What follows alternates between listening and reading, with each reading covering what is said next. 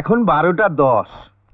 আমার ঘড়ি না রেডিওর সঙ্গে মেলানো, তোমারটা পুরোপুরি 10 মিনিট স্লো যাচ্ছে। আপনারটাও তো 10 মিনিট ফার্স্ট হতে পারে। আজ শনিবার স্যার, সোম মঙ্গলবার সরস্বতী পুজোর ছুটি আছে, শুধু শুধু ফাইন হয়ে যাবে। আর তাছাড়া কাজগুলোও শেষ হয়ে গেছে, সেজন্য যদি নতুন বই পেতাম তাহলে ছুটিতে পড়তে পারতাম। প্লিজ স্যার, এনকেবির ক্লাস আছে, বইগুলো নিয়ে নিন না। হ্যাঁ হ্যাঁ হ্যাঁ, দাও দাও, আমি আমি আমি এন্ট্রি করে নিচ্ছি, দাও। থ্যাংক ইউ তুমি তুমি ওইখান থেকে বইগুলো না, খুব ভালো ভালো বই আছে, যাও।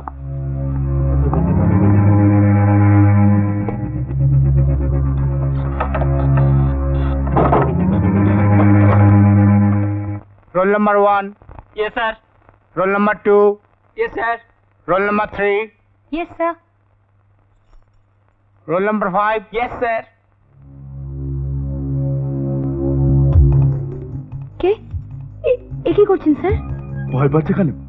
কেউ আসবে না, আমি দরজাটা বন্ধ করে দিয়ে এসেছি। ছাড়ুন বলছি, আমি চেঁচাবো। ছাড়ুন। যে কোনো লাভ হবে না, সবাই এখন লেকচার শুনছে। Roll number 14. Yes sir. Roll number 15. Roll number 15. কেউ আসবে না, আর যদি আসেও তাহলে তোমারই বদনাম হবে। Roll number 15. Trisha Banerjee. Trisha Banerjee, roll number 15. Sir, ও লাইব্রেরিতে গেছে।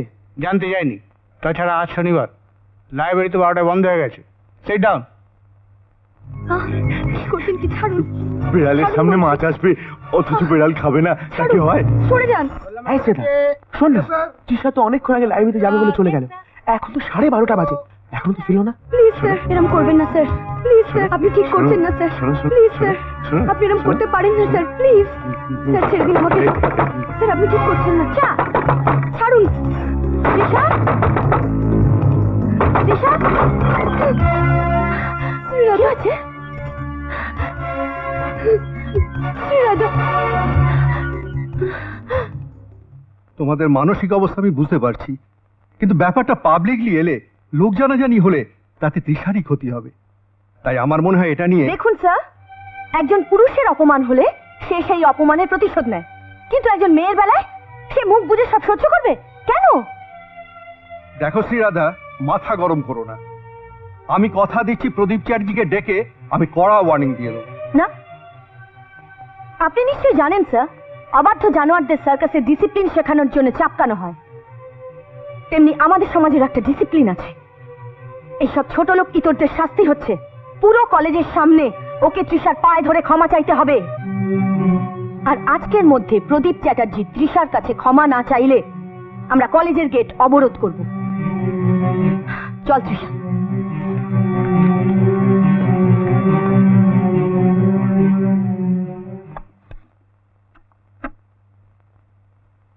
প্রদীপ বাবুকে একটু পাঠিয়ে দিন তো। কিন্তু প্রদীপ চ্যাটার্জিকে একদম ছাড়া হবে না। হ্যাঁ ঠিক, আমরা আন্দোলন করব। হ্যাঁ, আমরা আন্দোলন করব। শ্রীরাধা, শ্রীরাধা, প্রদীপ বাবু দুঃখিত, উনি আমার কাছে ক্ষমা চেয়েছেন। আপনার কাছে ক্ষমা চাইলে হবে না স্যার, তৃষার কাছে ক্ষমা চাইতে হবে। ঠিক আছে তৃষা, আমি খুবই দুঃখিত। আমি তোমার থেকে বয়সে বড়, তাই তাই তোমার পায়ে হাত দিয়ে ক্ষমা চাইলাম না। It's okay sir. দেবাংশু আমার জন্য পাত্রের সন্ধান দিয়েছে, তার মানে তোমার মতো দেবাংশু চাইছে আমি বিয়ে করি। ভালোই হলো, তাহলে তোমার দলেও আরেকজনকে পেলে। বস। ভালোই তো, তোর যে ভালো চাইবে সে তো আমার দলে আসবেই। শোন দিদি ভাই, যেমন তেমন পাত্র নয়, ছেলেটির নাম হচ্ছে সুজন দত্ত, বিদেশেই পড়াশুনো করেছে, আমেরিকায় বহু বছর ছিল, এখন বম্বেতে মস্ত বড় কোম্পানিতে একটা বিরাট চাকরি করছে। ছেলেটির বাবা ছিলেন রেলওয়ে কন্ট্রাক্টর, বম্বেতেই বাড়ি ঘর তোর, বছর দুয়েক হলো মারা গেছেন। ছেলেটির মা আছেন, একটি বোন, তারও বম্বেতেই বিয়ে হয়েছে। কিছুদিন আগে কোম্পানির কি একটা কাজে সুজন দত্ত লন্ডন গিয়েছিল, সেখানেই দেবাংশুর সঙ্গে আলাপ হয়। এবং সঙ্গে সঙ্গে তার মনে হয়েছে কলকাতায় একটি অসহায় হতভাগা আইবুড়ো মেয়ে পড়ে রয়েছে, তাই তার হয়ে ঘটকালি করে তাকে উদ্ধার করি। একদিন শরদের ধুলো পরিষ্কার করেছিল, এবার বোধহয় নিজের মনের ওপর জমে থাকা ধুলোটাকেও পরিষ্কার করে দিল। অমন করে বলছিস কেন? আর চিঠি লিখে জানিয়েছে তোর যদি মত থাকে আমরা যেন সুজনের সঙ্গে তোর বিয়ে দিই।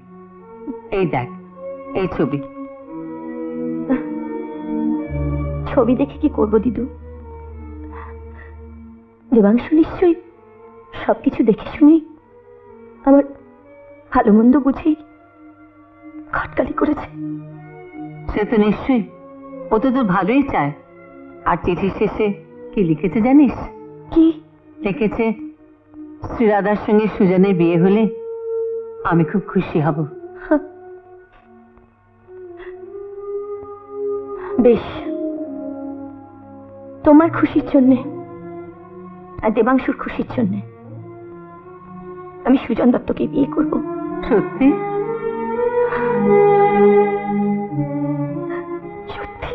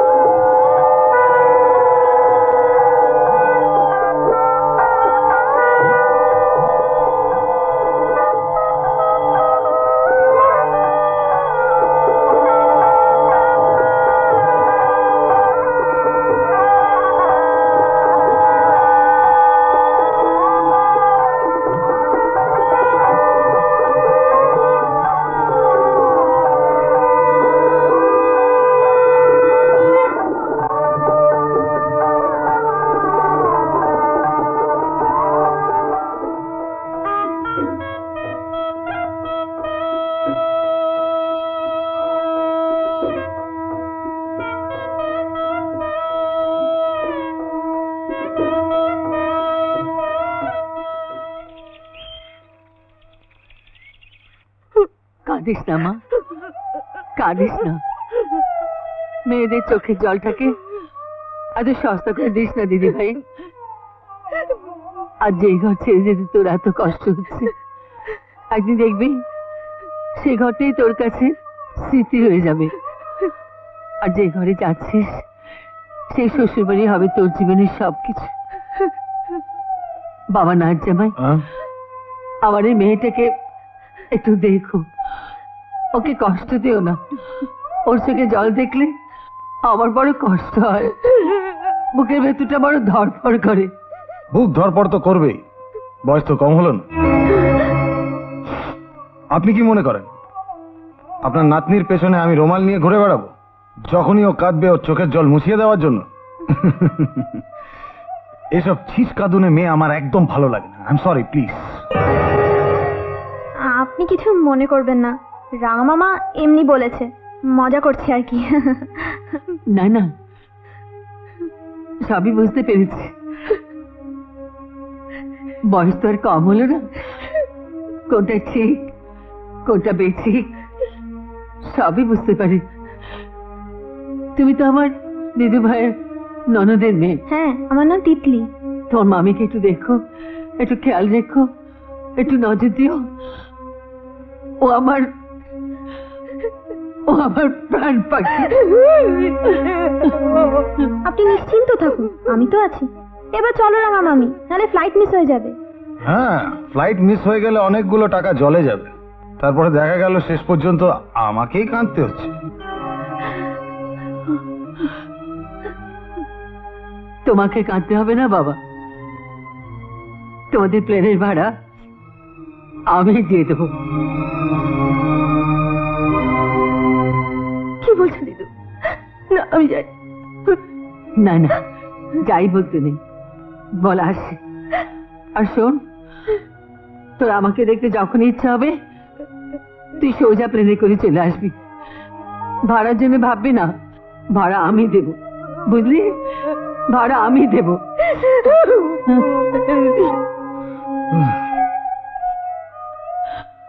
আর শোন, বিয়ে হয়ে গেছে বলে তোকে কারো মুখাপেক্ষী হয়ে থাকতে হবে না। যতদিন তোর দেদু আছে ততদিন মাথা উঁচু করে নিজের মতো করে বাঁচবি। আর একটা কথা, তোকে না জানিয়ে, তোকে না বলে আমি কোনোদিন মরবো না। এটা তুই নিশ্চিত জানবি, এটা তুই নিশ্চিত জানবি, কোনোদিন মরবো না। এরকম আরো অনেক সিনেমা দেখতে হলে ডাউনলোড করুন ক্লিক অ্যাপ।